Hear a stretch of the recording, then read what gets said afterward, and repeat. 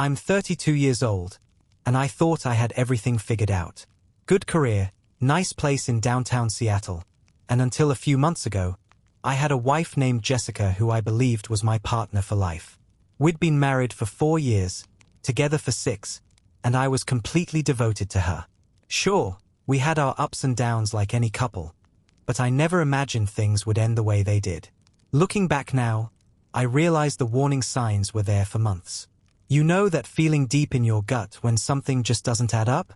That nagging voice that tells you something's wrong even though you can't put your finger on it? I had that feeling, and like an idiot, I ignored it. Jessica started acting differently around February. Her phone became like an extension of her hand, and whenever I walked into a room, she'd quickly angle the screen away or flip it face down. She began taking more business trips and having frequent girls' nights with her friends Rachel and Amanda. Whenever I asked simple questions about her plans, she'd get irritated and defensive, accusing me of being controlling. I didn't want to be that husband, you know? The paranoid, insecure guy who questions his wife's every move. So I gave her space. I convinced myself I was being ridiculous, that my imagination was running wild. But that gut feeling wouldn't go away. Now, here's something important you need to know. When Jessica and I got married, we'd both been doing well financially. I had my business, she had hers, and together we'd built up quite a bit in our joint accounts. We were worth about $45 million combined, and we'd been smart about keeping most of it in shared investments and accounts. It was our nest egg, our future, our security. Then one Tuesday afternoon in March, I was reviewing our statements when I nearly dropped my coffee. $75,000. Gone. Just like that. One massive withdrawal I knew nothing about. My hands were shaking as I tried to stay calm. I didn't want to jump to conclusions.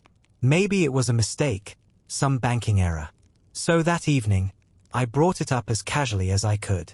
Hey Jess, I was looking at the accounts today. There's a $75,000 withdrawal I don't remember us discussing. What's that about? She barely looked up from her laptop. Oh, that. I booked a spa retreat with the girls. We're going to Bali next week. I just stared at her. A spa retreat? $75,000? Bali? You didn't think that was something we should talk about first? She rolled her eyes in that way she'd started doing lately, like I was a child asking stupid questions. I didn't realize I needed your permission to take a vacation. It's my money too. It's not about permission, Jess. It's about communication. That's a huge amount of money, and we're supposed to be partners. She slammed her laptop shut. God, you're so controlling lately.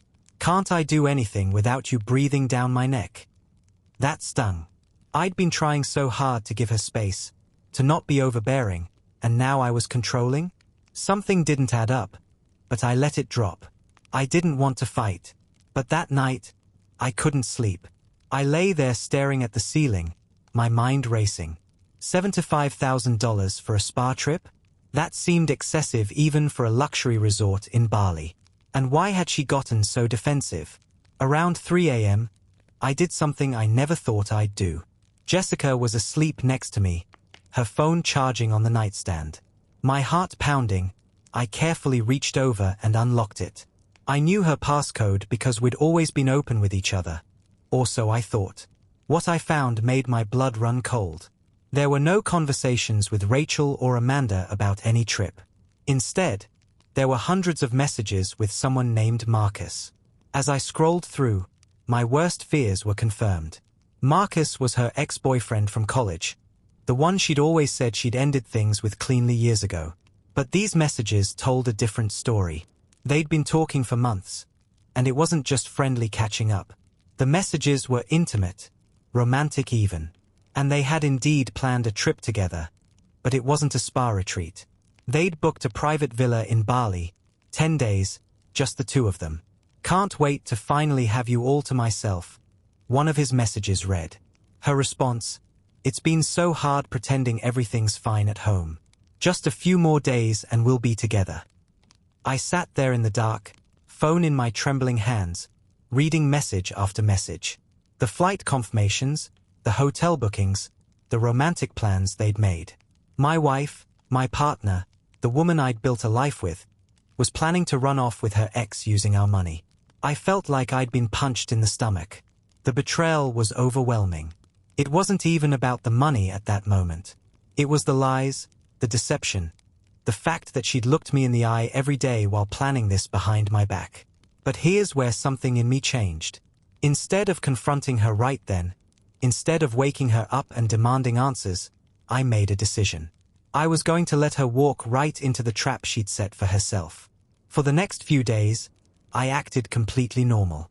I helped her pack for her girls' trip. I asked if she had everything she needed. I even drove her to the airport that Friday morning and kissed her goodbye. "Have an amazing time," I said, forcing a smile. "You deserve it." She hugged me, and I felt nothing but disgust at how easily she could lie to my face.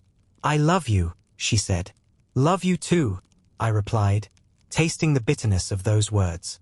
As soon as I watched her walk through airport security, I drove straight home and got to work. I called our family lawyer, our accountant, and our bank manager. Within 3 hours, I'd frozen every joint account we had. Every credit card, every investment account, everything that had both our names on it was locked down tight. I wasn't trying to steal from her or leave her with nothing. I just wanted to protect our assets until we could sort this mess out properly. But I'd be lying if I said I didn't feel a grim satisfaction knowing what was about to happen. About 6 hours later, my phone started ringing. It was Jessica. I let it ring once, twice, then answered. "What did you do?" She screamed so loud I had to pull the phone away from my ear. I kept my voice calm, almost cold. "What are you talking about?" "My cards. None of them are working. What did you do to our accounts?" "Oh, I froze them," I said simply. Seemed like the responsible thing to do after I discovered you're on vacation with Marcus instead of Rachel and Amanda. Dead silence. I could hear her breathing, rapid and panicked.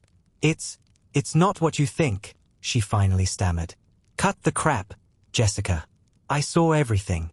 Every text, every email, every lie you've told me for months.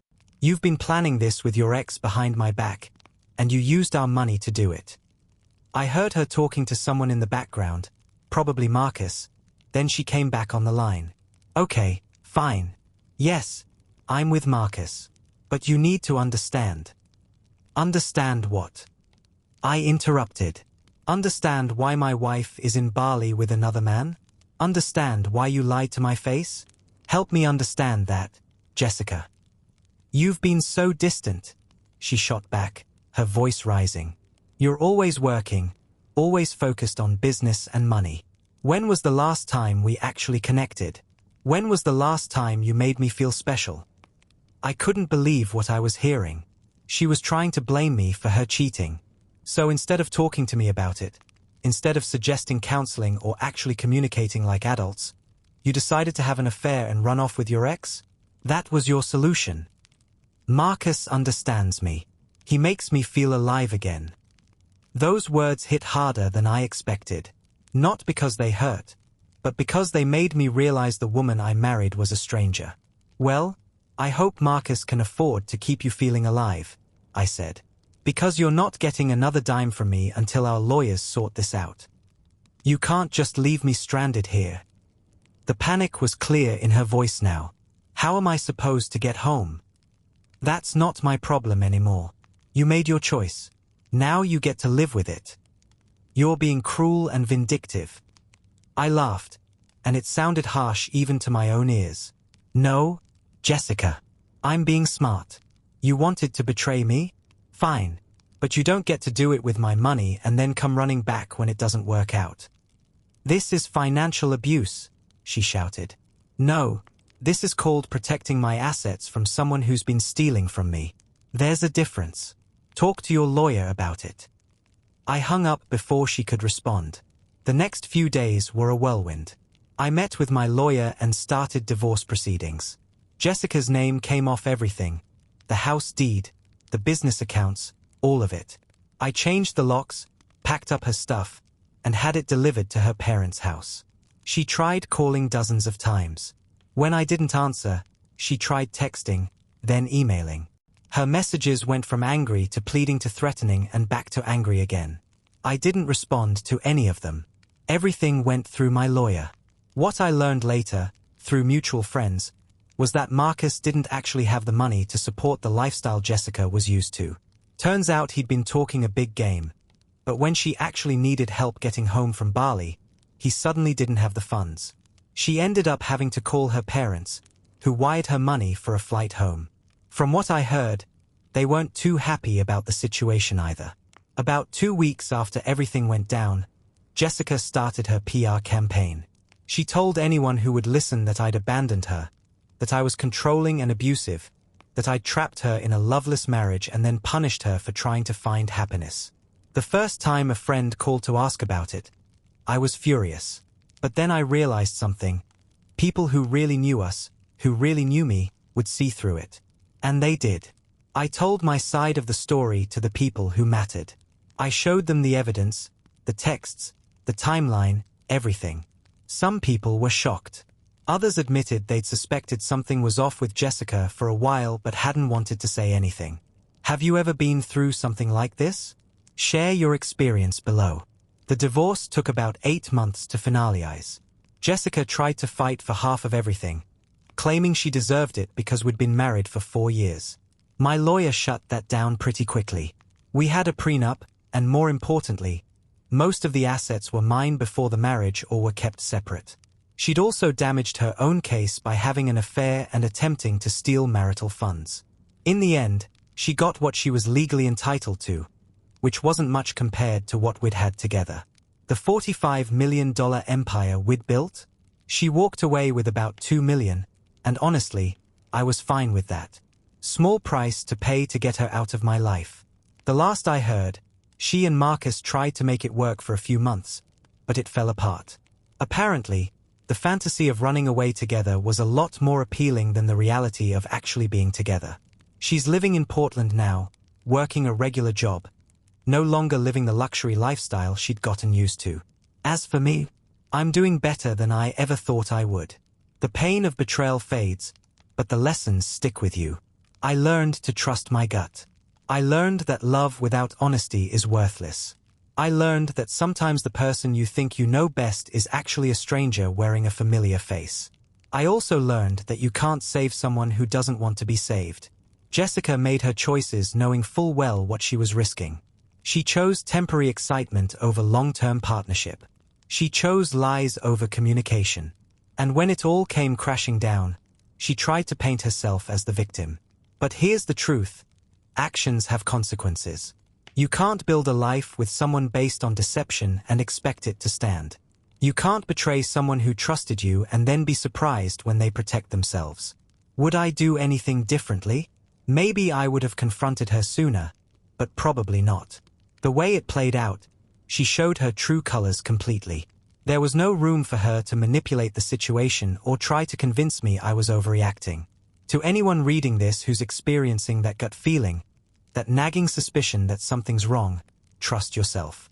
Don't ignore the signs just because you're afraid of what you might find. The truth might hurt, but living a lie hurts worse. And if you find yourself in a situation like I was, where someone you love has betrayed you, protect yourself first. Be smart, be strategic, and don't let emotion cloud your judgment. Get good legal advice, document everything, and don't let anyone guilt you into accepting less than you deserve. The money, the house, the lifestyle, none of it matters if you're sharing it with someone who doesn't respect you. I'd rather start over with nothing than live in luxury with a liar. Jessica taught me a valuable lesson, though it wasn't the one she intended. She taught me that I'm stronger than I thought, that I can survive betrayal and come out better on the other side.